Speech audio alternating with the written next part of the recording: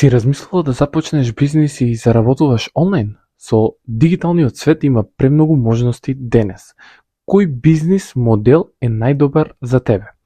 За да можеш да донесеш полесно одлука, најпрво треба да се информираш за разликите помеѓу бизнис моделите. Во ова видео ќе зборувам за 3 светски познати бизнис модели кои можат да ти генерираат илјадници евра. Дропшипинг, e-commerce и афилијет маркетинг. Што е дропшипинг? Прво да објасниме што е дропшипинг. Дропшипинг е бизнис модел каде што продаваш физички производи преку твоја онлайн продавница, најчесто користејќи платформи како Shopify. Кога некој ќе направи нарачка на твојот вебсайт, ти ги купуваш производите од трета страна по пониска цена, а таа трета страна ги испраќа производите директно на твојот клиент. Ти никогаш не ја држиш стоката на залиха. Кои се предности и недостатоци на дропшипингот? Предности. Број 1. Ниски почетни трошоци за инвентар. Не ја чуваш стоката кај тебе. Број 2. Прилично добар за стартување и скалирање. Број 3. Можеш да продаваш различни видови на производи.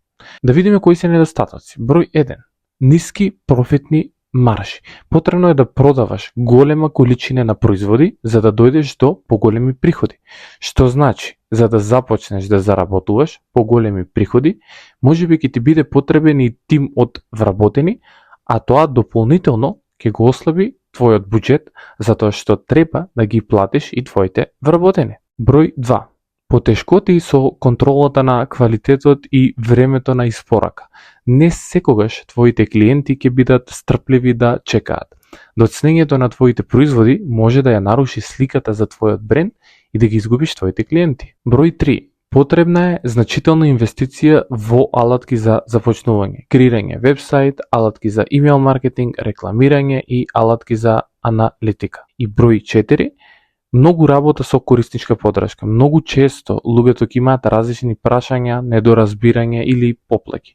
Доколку ти си сам во својот бизнис, ќе треба да размислуваш како би го менеджирал и тој дел дополнително. Сега ќе збориме за следниот бизнис модел. Што е e-commerce? E-commerce е поширок термин кој се однесува на било кој бизнис модел каде што продаваш производи или услуги преку интернет.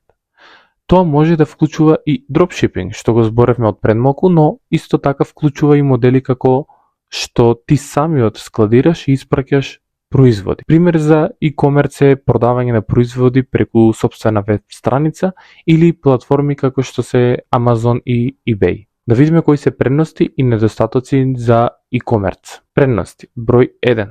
Целосна контрола врз инвентарот и квалитетот на производите. Ја имаш контролата во случај кога поседуваш инвентар. Во превод, кога ги купуваш однапред производите и ги складираш кај тебе. Број 2. Можност за повисоки профитни маржи. Ти веќе си ги купил производите и ти самиот можеш да си определиш која цена би им ставил. Нормално треба да биде во граница на тоа што може да одговори на вредноста на продуктот. Број 3. Поголема флексибилност во однос на цените и на промоциите. Дополнително можеш да ги менуваш самите цени доколку дојдеш до сознание дека нешто и не оди баш најдобро. Кои се недостатоци? Високи почетни трошоци за инвентар и складирање. Производите е потребно да се купат однапред и да се има секогаш залиха. Број 2. Потреба од управување со инвентар и логистика. Тоа изискува дополнителни трошоци и буџет кој однапред треба да се предвиди и пресмета. Број 3. Поголеми оперативни трошоци. Сега ќе го објасним и третиот бизнис модел, што е афилијет маркетинг. Афилијет маркетинг е бизнис модел каде што промовираш производи на други компании преку твој реферал линк. Кога некој ќе купи преку твојот линк, ти си платен провизија или комисија од самата компанија.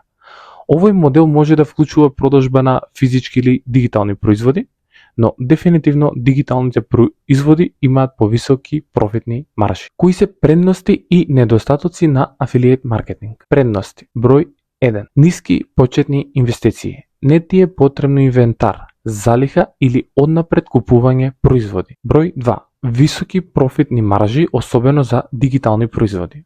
особено во денешно време, се многу актуелни и најпрофитабилни. Број 3.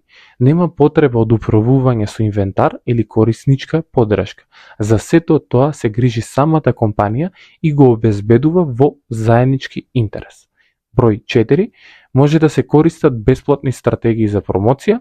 И број 5. Компанијата обезбедува целосна логистика. Кои се недостатоци? Единствено нешто кое што можеби се гледа како недостаток е немаш целосна контрола врз производите, што и не е искрено некој недостаток.